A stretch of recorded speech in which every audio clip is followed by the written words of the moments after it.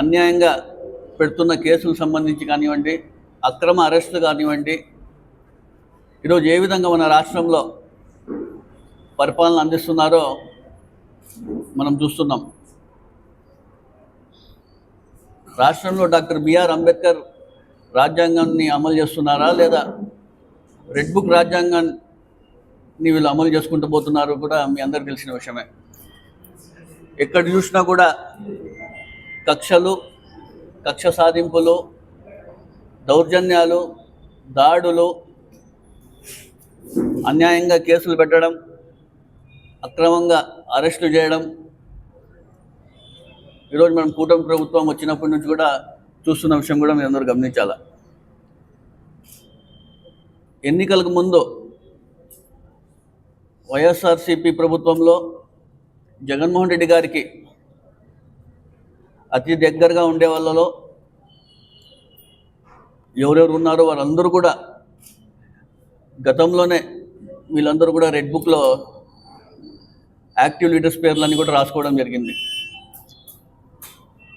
ఏ విధంగా అయితే వీళ్ళు కూటమి ప్రభుత్వం అధికారంలోకి వస్తేనే ఒక్కొక్కరిని టార్గెట్ చేసుకుంటా ఈరోజు వారిపై అక్రమ కేసులు పెట్టి అరెస్ట్ చేయించి లోపల పంపించడం కూడా మనం చూస్తున్నాం.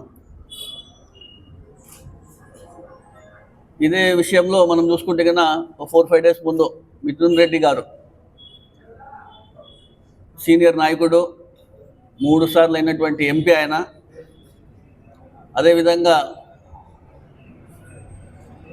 వై కేటగిరీ ఉన్నటువంటి సెక్యూరిటీ ఉన్నటువంటి మిథున్ రెడ్డి అన్న గారికి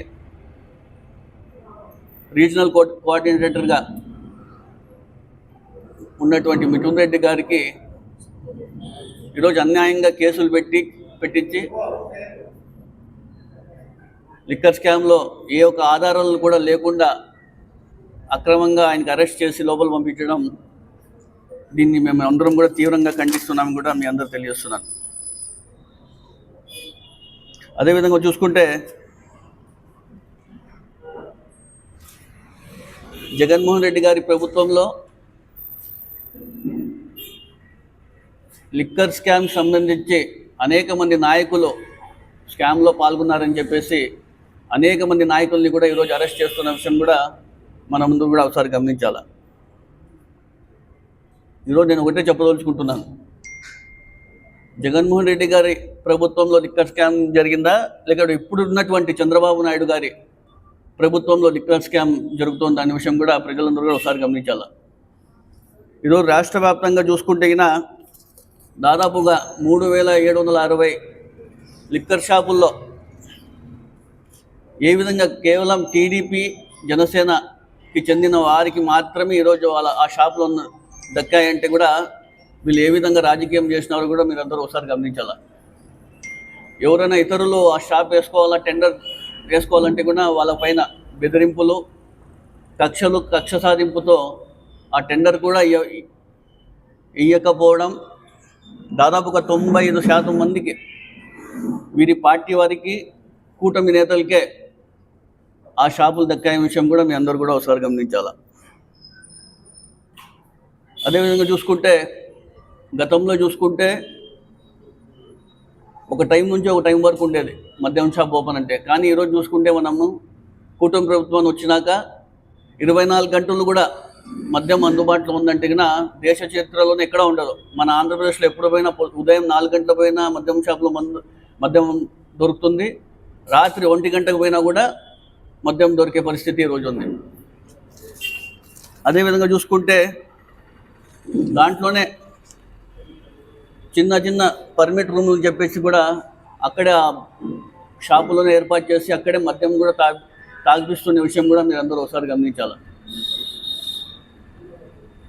మరి ఇంకా ఆదాయం ఎక్కువ కావాల వాళ్ళకని చెప్పేసి ఎంఆర్పి పైన కూడా దాదాపుగా ఒక్కొక్క బాటిల్ పైన 10 రూపాయల నుంచి 20 రూపాయల వరకు కూడా ఈరోజు వాళ్ళు తీసుకుంటున్న విషయం కూడా మీ అందరికీ తెలియజేస్తున్నాను. దేశ చరిత్రలోనే ఎక్కడ కూడా మనం వినిన్నాం, ఎన్నికలకు ముందు చంద్రబాబు నాయుడు గారు అధికారంలోకి వచ్చిన వెంటనే నేను నాణ్యమైన మద్యం అందిస్తామని చెప్పిన ఏకైక నాయకుడు ఎవరైనా ఉన్నారంటే కూడా అది చంద్రబాబు నాయుడు అని కూడా మీ అందరూ తెలియజేస్తున్నాను. సరే అధికారంలోకి వచ్చినారు, కూటమి ప్రభుత్వం అధికారంలోకి వచ్చిన తర్వాత ఆయన అయితే అప్పుడైతే ఏం చెప్పారు, నాణ్యమైన మద్యం అందిస్తామని కూడా చెప్పడం జరిగింది. కానీ ఈరోజు అధికారంలోకి వచ్చిన తర్వాత 99 రూపాయలకి నాసిరికం అందిస్తున్న ఘనత కూడా ఎవరున్నారంటే కూడా చంద్రబాబు నాయుడు అని కూడా మీ అందరూ తెలియజేస్తున్నాను. అదేవిధంగా ఈరోజు మనం చూసుకుంటే మిథున్ రెడ్డి గారిని అనవసరంగా ఏ ఒక్క ఆధారాలు లేకుండా కేవలం కక్ష సాధింపు చిత్తూరు జిల్లాలో కానివ్వండి, పెద్దిరెడ్డి రామచంద్రరెడ్డి గారి తనయుడు మిథున్ రెడ్డి గారు పెద్ద రాజకీయ కుటుంబం వాళ్ళది, కొన్ని దశాబ్దాలుగా జగన్మోహన్ రెడ్డి గారికి అతి దగ్గరగా ఉండే కుటుంబం అది. వారికి ఏ విధమైన మనం ఇబ్బంది పెట్టాలని చెప్పే ఉద్దేశంతో కక్ష సాధింపుతో ఈరోజు అరెస్ట్ చేపించి లోపల పంపించడం జరిగింది. నిన్నటి రోజు మనం చూసుకుంటే సరే మిథున్ రెడ్డి గారు అరెస్ట్ అయ్యారు, లోపలికి వెళ్ళారు. హైకోర్టు ఆర్డర్స్ ఇచ్చినా కూడా ఆయనకి కొన్ని ఫెసిలిటీస్ ఇవ్వడం జరిగింది హైకోర్టు. ఆయనకి ఫుడ్కి సంబంధించి కానివ్వండి, డ్రింకింగ్ వాటర్కి సంబంధించి కానివ్వండి, అదేవిధంగా న్యూస్ పేపర్ కానివ్వండి, పార్లమెంట్లో సెషన్స్ జరుగుతున్నాయి, అతను టీవీ చూసుకోవడానికి వెసులుబాటు కల్పించాలని చెప్పేసి హైకోర్టు ఆర్డర్స్ ఇచ్చినా కూడా ఆ హైకోర్టు ఆర్డర్స్ని కూడా గౌరవించుకోకుండా వీళ్ళు ఈరోజు అధికారంలోకి వచ్చిన తర్వాత అదే తూరిని ఒక ప్రజాప్రతినిధి అయిన ఎంపీ గారికి, మిథున్ రెడ్డి గారికి ఏ విధంగా వీళ్ళు లోపల వివరిస్తున్నారు కూడా ఈరోజు కుటుంబ ప్రభుత్వం దీనికి సమాధానం చెప్పాల్సిన అవసరం ఎంతైనా ఉంది. గతంలో కూడా వీళ్ళు అనేకసార్లు చెప్పడం జరుగుతుంది, జగన్మోహన్ రెడ్డి గారి ప్రభుత్వంలో లిక్కర్ స్కామ్ జరిగిందని చెప్పేసి పదే పదే కూటమి నాయకులు చెప్పడం జరుగుతుంది. ఎవరైనా ప్రైవేట్ వ్యక్తులు ఈ షాపులు పెట్టుకొని ఏమైనా వ్యాపారం చేస్తుంటే లిక్కర్ స్కామ్ జరిగే అవకాశం ఉంటుంది. ప్రభుత్వమే నడిపించింది, ఇదంతా వ్యవహారం అంతా కూడా ప్రభుత్వమే నడిపింది. ఏం ఆదాయం వచ్చినా కూడా ప్రభుత్వానికి వెళ్తుంది. వీళ్ళు అనేక సార్లు ప్రజలకి మభ్యపెట్టే విధంగా మాట్లాడడం జరుగుతుంది. అదేవిధంగా వైఎస్ఆర్సీపీ ప్రభుత్వంలో మద్యం పైన రేట్స్ పెంచారని చెప్పడం జరుగుతుంది. అవును, ఆ రోజు జగన్మోహన్ రెడ్డి గారు చెప్పడం జరిగింది, నేను మద్య నిషేధం చేస్తాను దశల వారీగా, ప్రతి బాటల పైన కూడా నేను పెంచుతానని కూడా అప్పుడే చెప్పడం కూడా జరిగింది. ఆ పెంచడం వల్ల తాగే వాళ్ళు కూడా చాలామంది తగ్గించుకుంటారు రేట్ ఎక్కువ ఉంటే అని చెప్పి అప్పుడు చెప్పడం జరిగింది. ఆ పెంచిన ధర కూడా ప్రభుత్వానికి వస్తుంది, కానీ ఎక్కడ పోయిందో అని వీళ్ళు అనేక విమర్శలు చేస్తున్నారు. దీనిపైన కూడా మీరు కూడా గమనించాలి. అయినా ఏమప్పటికీ కూడా ప్రజలందరూ కూడా ప్రతి ఒక్కటి గమనిస్తున్నారు. జైల్లో లోపల ఉన్న మన మిథున్ రెడ్డి అన్న గారికి అక్కడ కూడా హైకోర్టు ఆర్డర్స్ని కూడా వీళ్ళు గౌరవించుకోకపోవడం కూడా చాలా దురదృష్టకరం.